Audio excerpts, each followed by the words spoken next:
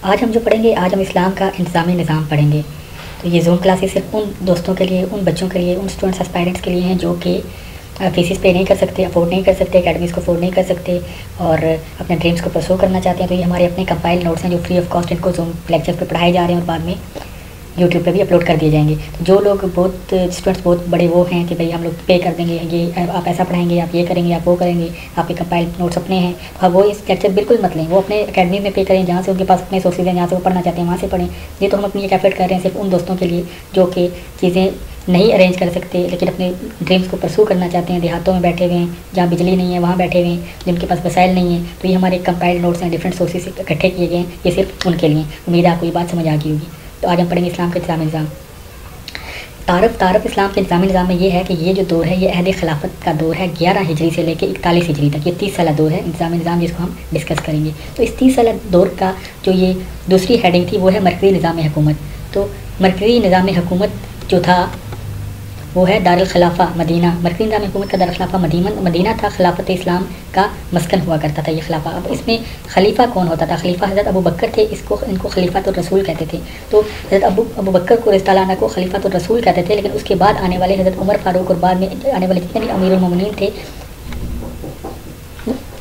वो अमीरुल मोमिनीन कहलाते थे। हज़रत अबू बकर खलीफातुर रसूल थे, हज़रत उमर फारूक और उसके बाद में आने वाले सब अमीरुल मोमिनीन कहलाते थे। ये एक वसी इंतज़ामी फ़ौजी और अदालती इख्तियारात इनको हासिल थे, वसी इंतज़ामी फ़ौजी और अदालती इख्तियारात इनको हासिल थे। फिर हकीकतन अल्लाह के कवानीन और रसूल सल्लल्लाहु अलैहि वसल्लम की सुन्नत का नफाज था इस इंतज़ामी निज़ाम में। जो इसका मेजर था कि ये था कि अल्लाह के कवानीन और रसूल की सुन्नत का नफाज किया जाए और जो हुकूमत है वो सिर्फ निगरान है कुरान मजीद के कायम करदा हदूद की।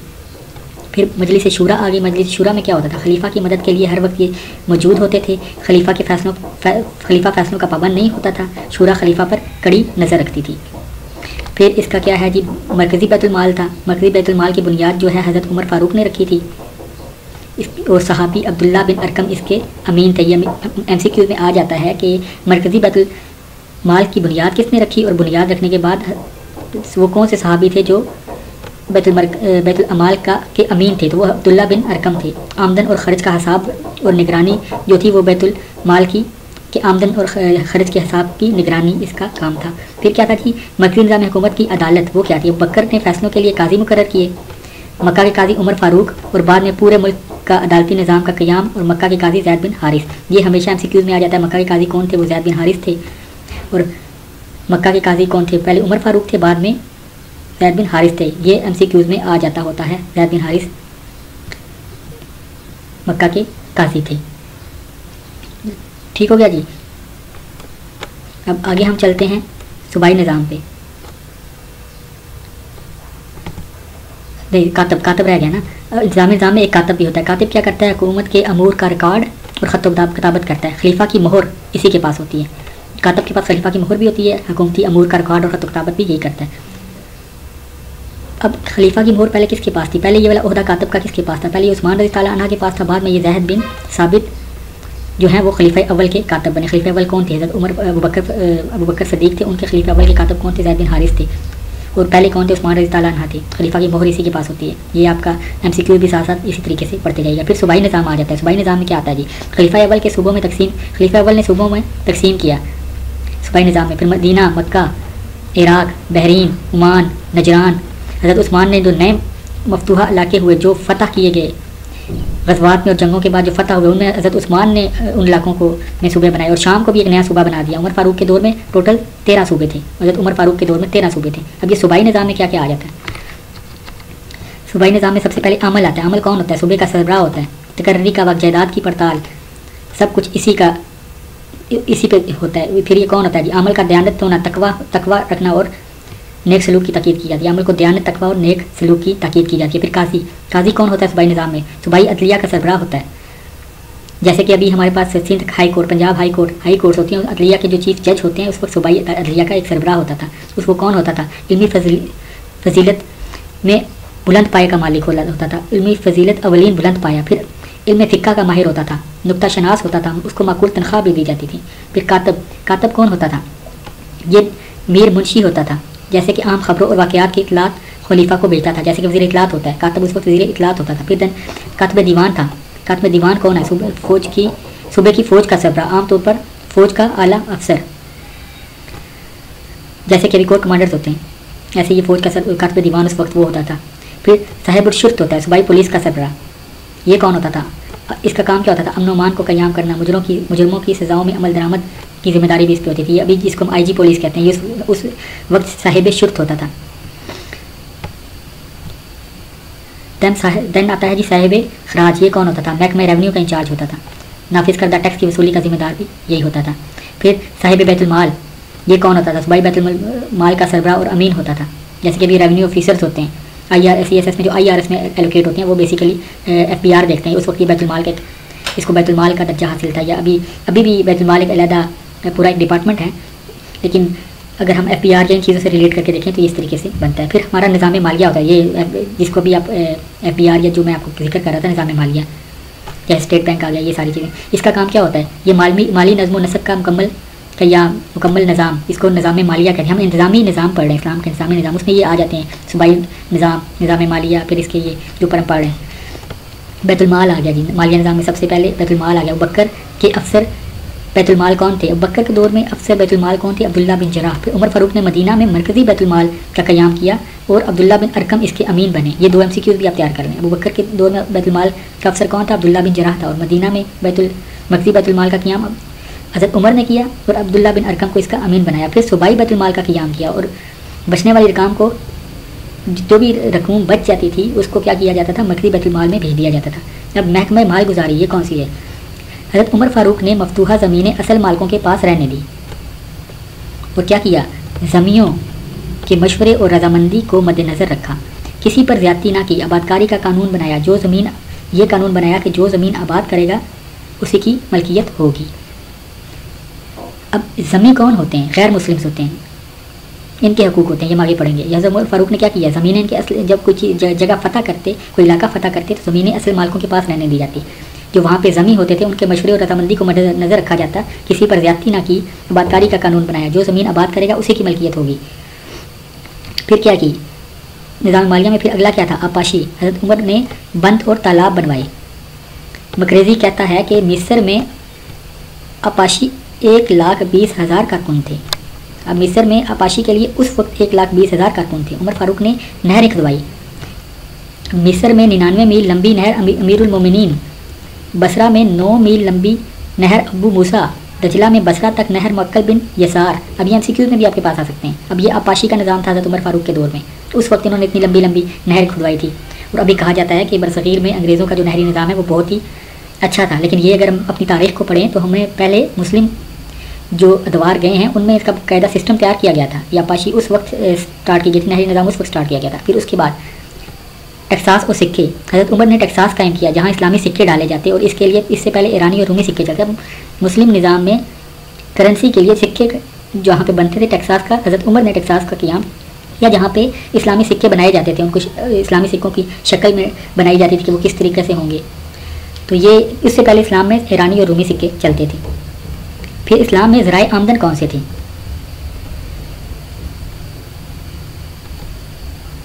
ज़राए आमदन। अब इस सबसे पहले होता है जी खुमस। खुमस क्या होता है? जंगों और मफतूहा इलाकों से हासिल करदा रकम। अब जंगों और मफतूहा इलाकों से जो भी आमदन आती थी उसका 1.5 हिस्सा, 5वां हिस्सा रियासत रखती थी, 4/5 फौजियों में तकसीम कर दिया जाता था। फिर ज़कात आती है। ज़राए आमदन इस्लाम में ज़कात भी थी। जो साहिब निसाब मुसलमान थे वो 2.5% ज़कात देते थे। फिर जजिया। जजिया क्या होता है? जो गैर मुस्लिम ज़मी होते हैं, ज़मी गैर मुस्लिमों को बोलता है, जो ज़मी होते थे इनकी हिफाजत के लिए 4, 8 या 10 दरम सालाना मुख्तस किए गए थे। अब इसमें से ज़ईफ़, अपाइज, औरतें, बच्चे, बीमार, फौजी, इनको मुस्तस्ना हासिल था। फिर खराज आ जाता है। खराज क्या होता है? गैर मुस्लिमों से ज़मीन की पैदावार का एक मुतय्यना हिस्सा लिया जाता है। जो गैर मुस्लिम ज़मीन को आबाद करते थे उनसे ज़मीन की काश्तकार का एक ख़ास हिस्सा लिया जाता था। जैसे कि अभी जो देहातों में ज़मीनें ठेकों पर दी जाती हैं, तो जो मज़ारे होते हैं उनको उनसे एक ख़ास मखसूस गंदम का हिस्सा लिया जाता है, तो ये खराज आ जाता है। फिर आ जाती है उशर। उशर क्या होता है? मुसलमानों से ज़मीन की पैदावार का 10वां हिस्सा उशर कहलाता है। फिर सदकात। सदकात ज़राए आमदन का एक बहुत बड़ा हिस्सा था। मुसलमान अपनी मर्ज़ी से बैतुल माल में जमा करवाते थे। फिर शूर, गैर मुल्की ताजरों से सामान का 10%, ज़मी ताजरों से 5% और मुसलमान ताजरों से 2.5% सालाना लिया जाता था शूर। फिर फ़े क्या होता है? वो माल जो बगैर जंग के हासिल हो, लावारस हो, बागियों, मफरूरों, शाही ख़ानदान, चर्च वगैरह की ज़मीन है, ये फ़ै होता है, ये भी ज़राए आमदन में आता था। फिर आ जाता थी अदालती निज़ाम। अदालती निज़ाम में क्या था? खलीफा अदल इंसाफ के स्पीकर थे, पैकर थे। मरकज़ और सूबों में बाकायदा अदालती निज़ाम कायम किया गया था। अब अदालती निज़ाम में क्या हुआ? काजियों का तकर्रर हुआ। हज़रत उमर ने मरकज़, सूबों, अजला में काजी मुकर्रर कर दिए थे। जैसे कि अभी सेशन जज होते हैं, चीफ जज होते हैं, ये सारे। इस वक्त मदीना में सबसे पहले काजी कौन थे? मदीना के सबसे पहले काजी अबुल दरदा, फिर ज़ैद बिन साबित, कूफा में अब्दुल्ला बिन मसूद। ये आपके MCQ साथ क्लियर हो हैं। ये बहुत से डिफरेंट सोर्सेज को कंपाइल करके डाटा इकट्ठा किया गया। ये अगर आप बैठेंगे तो आपके महीने लग जाएंगे। फिर बसरा में अबुल मूसा थे, मिस्र में कैस बिन अबियास थे। ये हमेशा वन पेपर MCQ में रिपीटेडली आते रहते हैं। फिर दूसरा क्या था अदालती निज़ाम में? कानून की बालादस्ती थी। अदल फ़ारूकी, अदल हैदरी, लाजवाल शोहरत थी। फिर उमर फ़ारूक ने किसी अरबी अजमी में फ़र्क ख़त्म कर दिया। गरीब, बसीर, आका, गुलाम, शाह, गदागर का फ़र्क ख़त्म कर दिया गया था इस्लाम में। ये अदल फ़ारूकी और अदल हैदरी तो अदालती निज़ाम, इस्लामी अदालती निज़ाम में बहुत फेमस है, बहुत मशहूर हुए।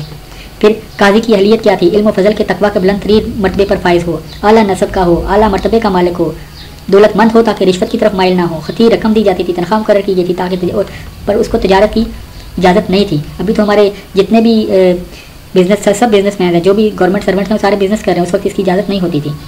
फिर अदालती कवानीन थे। सबसे बड़ा माखज़ कुरान मजीद, फिर अहादीस मुबारका था। कुरान मजीद की रोशनी में फैसले होते थे। फिर सीग़े इफ्तिताह था। अबू बकर ने मुतनाज़ा मज़हबी मसाइल के लिए महकमा इफ्तिताह का क़याम किया। मुक़्तदर सहाबा को उलमाए दीन की हैसियत से शामिल किया गया।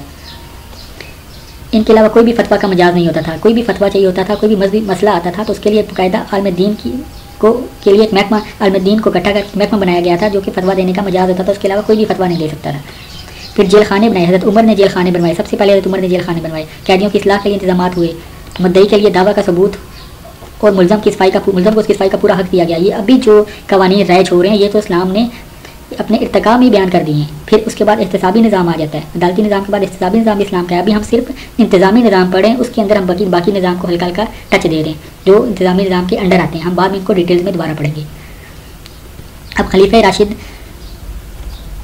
खलीफा राशिदीन में हुकूमत का सख्त हिसाब करते थे। बर वक्त कड़ी सजाएँ मुकर्रर थी। अब जैसे कि हज़रत अबू बकर ने खालिद बिन वलीद को मालिक बिन नुवैरा के कत्ल और मुजाह बिन मरारा की बेटी से शादी करने पर सख्त बाज़प्रस्त की।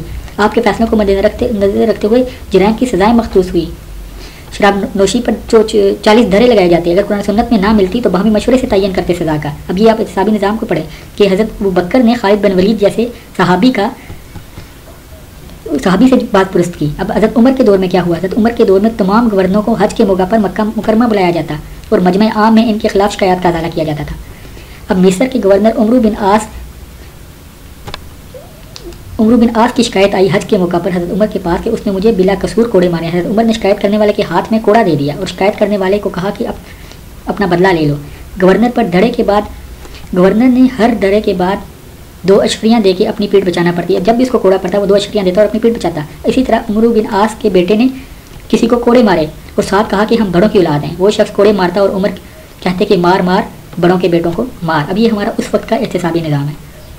एक गवर्नर भी जो है वो उनसे भी बातपुरस्त होती थी। इसी तरह हज़रत साद बिन अबी वकास ने अपने घर के सामने देवड़ी तमीर कर ली, एक बाड़ लगा ली। उमर फारूक के हुक्म से फिर उसको आग लगा दी गई। इसी तरह मिस्र के वाली गयास बिन गज़म के बारे में कपड़े पहनने, छने आटे की रोटी खाने और तुर्की घोड़े की सवारी करने और देवड़ी तामीर करने की शिकायत मसूल हुई। खलीफा ने मुतसब आला हज़रत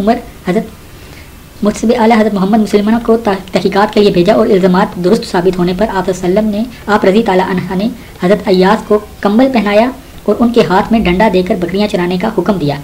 अय्यास बिन गनम रज़ी ताला अन्हा इनकार ना कर सके, अलबत्ता बार बार कहते कि इससे बेहतर तो मर जाना है।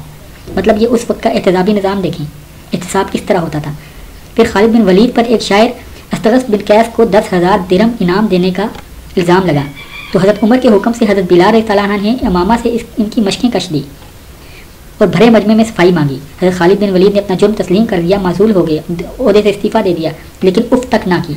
अब इसी तरह ये हज़रत उमर के दौर की मिसालें थी। बस हज़रत उस्मान ने गवर्नर कूफा बिन अकबा को शराब नोशी के जुर्म में धरे लगवाए। अब देखें हज़रत उस्मान के दौर में भी एहतसाब था। हज़रत अली ने भी हज़रत उमर की तरह लोगों की इस्लाह के लिए दरा हाथ में रखा, बेलाग एहतसाब किया और अपने चाचा जाद अब्दुल्ला बिन अब्बास का भी लिहाज न किया। अब इसी तरह इस्लाम में खिलाफत का फ़ौजी निज़ाम, खिलाफत राशिदा का फ़ौजी निज़ाम कैसा था? अहद रसालत में वसल्लम के दौर में बाज़ाब्ता फ़ौजी निज़ाम ना था। अबू बकर ने इसमें कदरे इसलाह की, लेकिन हज़रत उमर रज़ी ताला अन्हा ने वलीद बिन हिशाम के मशवरे से पहली मरतबा 15 हिजरी को फ़ौज का महकमा कायम किया। या MCQs के लिए भी इसको तैयार रखिएगा। किसने फ़ौजी निज़ाम कायम किया? हज़रत उमर रज़ी ताला अन्हा ने खालिद बिन हिशाम के मशवरे से 15 हिजरी को फ़ौज का महकमा कायम किया। अब फ़ौजी निज़ाम में क्या था? साहिब दीवान था। साहिब दीवान कौन होता है?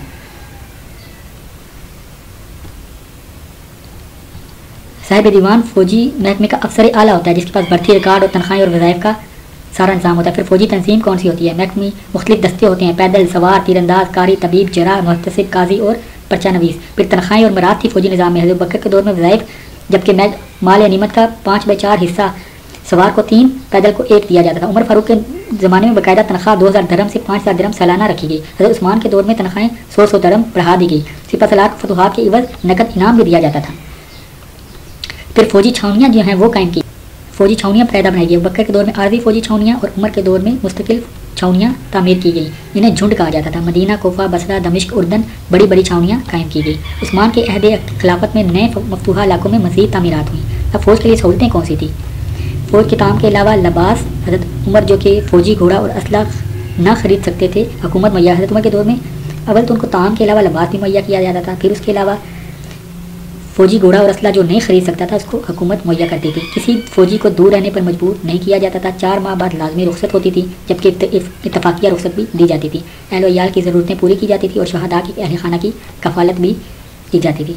अब ये देख लें, ये आज का पाकिस्तान का फ़ौजी निज़ाम देखें तो हमें काफ़ी इसमें रिजेम्बलेंस मिलती है, सिमिलैरिटीज़ मिलती हैं। फिर उसके बाद आला कमांडरों का तकर्रर होता था। आला तरीन सिपहसालारों का इंतखाब किया जाता था। उमर रज़ी ताला अन्हा का इंतखाब हमेशा लाजवाब होता था। फिर जंगी घोड़े और चरागाहें थी, सरकारी चरागाहें थी। तैयार ऊँट और घोड़े थे, हर वक्त तैयार रहते थे। रान पर बशफी सबीलिल्लाह घोड़ों की इस्तबल ज़रूरी साजो सामान। हज़रत उस्मान चरागाहों के करीब चश्मे बनवाए। फिर फ़ौजी मशक़ें होती थी। जदीद फ़नून और असला से रास्ता थे। शहसवारी, शमशीर जनी, तीरंदाजी, निज़ाबाजी। नंगे पाँव दौड़ने की ताकीद की जाती। नंगे पाँव चलें, नरम कपड़े ना पहने, रकाब के सहारे घोड़े पर सवार ना हों। रसद और कमत का मरबूत इंतज़ाम भी था। रसद कमत जासूसी का मरबूत निज़ाम था। छावनियों में रसद वाफर मिकदार में होती थी। जंगी घोड़े बमार साजो सामान तैयार रहते थे। अभी साद की रूह से हर साल 30,000 घोड़े और हर साल 30,000 नई फ़ौज तैयार की जाती थी। अबू साद इब्ने साद की रूह से, मतलब इब्ने साद ने इसको रवायत किया। फिर इब्ने तिबरी के बकौल कोफा को छावनी में 40,000 फ़ौज हर दम तैयार रहती थी। मदीना में यके बाद दिगरे लश्कर तैयार रहता था। मदीना में हर किस्म का असला तैयार होता था और मैदान में पहुँचाया जाता था। फिर जासूसी का इंतज़ाम था। जासूसी का पूरा इंतज़ाम था, जैसे कि आज हमारी एजेंसियाँ होती हैं, उस वक्त जासूसी का प्रॉपर निज़ाम होता था। शाम और इराक़ में आबाद अरब होते थे, मुसलमान खबर रसानी और जासूसी का काम करते थे। उर्दन का फ़लस्तीन में साहिरिया पर फ़िरका यहूदियों का। अब एक यहूदियों का कबीला था जो सिर्फ ये काम करता था मुसलमानों के लिए। इन्हें ना सिर्फ जजिया माफ़ था, बल्कि बाकायदा मुशायरा भी मिलता था, बाकायदा वजीफ़ा भी मिलता था। फिर मफ्तूहा इलाकों का नज़्म नस्क था। सिपहसालार अमन व अमान का ज़िम्मेदार होता था। मफ्तूहा इलाकों में छावनियाँ कायम होती थी। सरहदी इलाकों में शाम और इराकी अरब आबाद किए जाते थे। फिर हज़रत उस्मान के दौर में हज़रत मुआविया ने अंताकिया के तर्तूस तक फ़ौजी नौ आबादियाँ कायम की। अच्छा जी, हज़रत मुआविया ने इसको अंताकिया तक असर रसूख किया फ़ौजी छावनियों का और जासूसी के इंतज़ाम का। फिर हर ज़िला में एक आमिल होता था। जो मफ्तूहा इलाकों होते थे वहाँ एक आमिल छोड़ा रखा जाता था। फ़ौजी दस्ता वहाँ छोड़ा जाता था। फिर काजी वहाँ पे मुख्तस किया जाता था। फिर बाकी मुतय्यन नहीं होते थे। मफ्तूहीन में से आदलाना और मुंसिफाना सलूक किया जाता था, मतलब बराबरी का सलूक किया जाता था। जजिया और ग़ज़ा के वसूल में नरमी बरती जाती थी। फिर इंतज़ाम में शिरकत और गिरफ्त मजबूत होती थी। फिर बहरी फ़ौज के बारे में क्या है जी? बहरी फ़ौज का कब इंतज़ाम? हज़रत उमर ने एक मुहतात हुक्मरान थे, हज़रत उमर ताला अन्हा। हज़रत मुआविया को बहरी फ़ौज की इजाज़त ना दी। हज़रत उमर फारूक ने हज़रत मुआविया को बहरी फ़ौज बनाने की इजाज़त नहीं दी थी। इस्लामी बहरिया का क़ियाम हज़रत उस्मान रज़ी ताला अन्हा के दौर में हुआ है। पहला बेड़ा इसी की मदद से जज़ीरे सैब्रस फ़तह हुआ। अब सैब्रस आपने बहुत सुना होगा आजकल, अगर आप IR के स्टूडेंट, अगर आप CSS कर रहे हैं तो आपको सैब्रस का बार बार जिक्र भी होगा। ये हज़रत उस्मान रज़ी ताला अन्हा ने पहला, अब ये MCQ में भी आ जाता है कि पहली बहरी फ़ौज का क़ियाम किसने किया, तो ये लोग स्टूडेंट जो है हज़रत उमर लिखा देते हैं, लेकिन वो हज़रत उस्मान है। फ़ौज का जो इंतज़ाम था वो हज़रत उमर ने उसको फ़ौज का इंतज़ाम हज़रत उमर ने बनाया था पहली फ़ौज, और हज़रत उस्मान ने पहला बहरी बेड़ा बनाया था उनके दौर में आता। फिर हज़रत मुआविया और अब्दुल्ला बिन जराह ने इस्लामी बेड़े को दुनिया की ताकतवर तरीन बहरी फ़ौज बना दिया। हज़रत मुआविया और हज़रत अब्दुल्ला बिन अबी, ठीक हो गया जी। फिर इसके क़ियाम से बहरे रूम पर मुसलमानों का तसल्सल। अब बहरा रूम तक मुसलमान इस बहरी बेड़े की वजह से पहुँचे। अब्दुल्ला बिन कैस ने क्या किया जी? बहरी फ़ौज को पहले अमीर जरर मुकर्रर हुए। अब्दुल्ला बिन कैस हारसी बहरी फ़ौज के पहले अमीरुल जरर मुकर्रर हुए। अब किस सन में इसका अज्जा हुआ? सन हिजरी का अज्जा हुआ। ठीक हो गया जी। सन हिजरी का अज्जा कब हुआ? हज़रत उमर फ़ारूक ने हज़रत अली की रज़ा से निस्बत हज़रत मोहम्मद सल्लम की हिजरत से मदीना से हिजरी सन का क़याम किया। अब ये भी MCQs में आ जाता है। हज़रत उमर फ़ारूक रज़ियल्लाहु अन्हु ने हज़रत किसकी रज़ामंदी से? हज़रत अली के मशवरे से किस तरह निस्बत हज़रत सल्लम की हिजरत मदीना से हिजरी सन का अज्जा किया। अभी तक हम ये सिर्फ इंतज़ामी निज़ाम पढ़ रहे हैं। अब ये इसमें से एक्सेसिव स्टडी है, डीप स्टडी है, डिफरेंट सोर्सेज को मिला के पढ़ा गया। इसमें से कुछ चीज़ें आपको पेपर में याद रह जाएंगी, बाकी तो इतना ज़्यादा याद भी नहीं रहता, जस्ट आपने इसको एक दफ़ा गो थ्रू करना है। फिर क्या हुआ? रफ़ायामा का निज़ाम था। रफ़ायामा का निज़ाम क्या था? हज़रत उमर ने नए शहर आबाद किए, कूफा बसरा काबिल ज़िक्र हैं। फिर इस तरह मुसाफिर खानों का क़याम हुआ। रफ़ायामा क्या होता है? पब्लिक वेलफेयर होती है। इसी तरह ज़राए आमदोरफ्त को बेहतर बनाया, सड़कों और पुलों का तामीर की। फिर 17 हिजरी को हर मंजिल पर चौकियाँ, सराय और हौज़ तामीर किए गए। पुराने यूनानी और रूमी स्कूलों की इस्लाह की गई। नए धर्म जारी किए गए। गुलामी का रवाज ख़त्म हुआ। अगर लौंडी औलाद से हो जाए तो आज़ाद कर दिया जाता था। अब ये फलाह बहबूद है। फिर तीसरा क्या है? बकसरत मसाजिद की तामीर की गई। हर शहर में मस्जिद, कूफा के हर कबीले के लिए अलहदा मस्जिद। मसाजिद में तनख्वाहदार अय्याम और मौज़न मुकर्रर हुए। हज़रत उस्मान रज़ियल्लाहु अन्हु ने सड़कें, पुल, मेहमान खाने बनाए। कूफा में हज़रत अकील और हबार के मकानात खरीद कर वसी मेहमान खाना तामीर किया गया। मैदान मदीना पर पता नहीं क्या लिखा हुआ है, अच्छा, नाम से मीठे पानी का कुआं खुदवाया गया। अच्छा, ये वो है। हज़रत उस्मान ने मदीना में जो मीठे पानी का कुआं खुदवाया था, इसका जिक्र हो रहा है। मदीना को सैलाब से बचाने के लिए महरोज़ नामी बंद बनाए गए। हज़रत अबू बकर ने वज़ाइफ की तकसीम में मसावात का असूल किया। फिर हज़रत उमर फ़ारूक ने सबक़त फ़िल इस्लाम और रसूलुल्लाह की इत्तबाअत को फजीलत का मयार बनाया। गुलामों को आका के बराबर वजीफ़ा मुकर्रर किया गया। फिर हरमैन की तोसी 17 हिजरी में उमर फ़ारूक ने करवाई। फिर मस्जिद नबी हरमैन शरीफैन के गिर्द दीवार बनाकर आम आबादी से अलग किया गया। बैतुल्लाह पर कबाती का गिलाफ उम्दा मिस्री कपड़े से बना। मस्जिद नबी सल्लल्लाहु अलैहि वसल्लम की तोसी हुई। मकानात को ख़रीद कर मस्जिद नबी का हिस्सा बनाया गया। ये फलाह बहबूद को हम पढ़ रहे हैं। इस्लाम में फलाह बहबूद का जो रफ़ायामा का निज़ाम है, लंबाई इसकी 20 गज़ और चौड़ाई 30 गज़ तक इजाफा किया गया। ये MCQs में आ जाता है। तो अभी हम ये यहाँ पे हमारा, इसके बाद क्या जी? इस्लाम में ज़मीनों का सलूक। ठीक हो गया जी। यहाँ पे हमारा इंतज़ामी निज़ाम जो है वो किसी हद तक ख़त्म हो रहा है, लेकिन इसके साथ एक ये भी है, अगला पोर्शन भी है कि इस्लाम में ज़मीनों के साथ क्या सलूक किया जाता है। ये अलहदा भी सवाल आ जाता है और इंतज़ामी निज़ाम में भी आप इसको लिख सकते हैं। खैर, हम इसको नेक्स्ट लेक्चर में पढ़ेंगे क्योंकि ये लेक्चर काफ़ी लंबा हो रहा है। तो उम्मीद है कि आप जूम में आप लोगों के हमने ये सारा सिस्टम बंद किया हुआ है, आप सवाल नहीं कर सकते कुछ भी, तो आपको सिर्फ ये नोट्स जो हैं ये पढ़ाए जाते हैं और बाद में फिर इसकी PDF वगैरह प्रोवाइड कर दी जाती है। तो ये डिफरेंट सोर्सेज को इकट्ठा करके कंपाइल किए गए। तो बाद में हम इसको YouTube पे भी अपलोड करते रहेंगे अगर आपने कहा तो, ताकि ये आप जो स्टूडेंट्स जो इनको अफोर्ड नहीं कर सकते, डिफरेंट सोर्सेज हो, आप स्मार्ट स्टडी करना चाहते हैं या टू द पॉइंट करना चाहते हैं, तो आप इसको वहाँ से फिर पढ़ लें, लेक्चर भी ले लें, आप इसको फिर नोट पे कर लें। और इस्लामियात को आपने सीरियस लेना है क्योंकि इस्लामियात इंग्लिश के बाद सबसे ज़्यादा हिट होता है। जो इंग्लिश के बाद जो सबसे ज़्यादा स्टूडेंट्स फेल होते हैं वो कंपल्सरी में इस्लामियात में होते हैं, ओवरऑल इस्लामियात में होते हैं। तो हम इसको फिर नेक्स्ट लेक्चर में इस्लामी सल्तनत के ज़मीनों से सलूक से नेक्स्ट को स्टार्ट करेंगे। उम्मीद है आपको ये लेक्चर पसंद आएगा।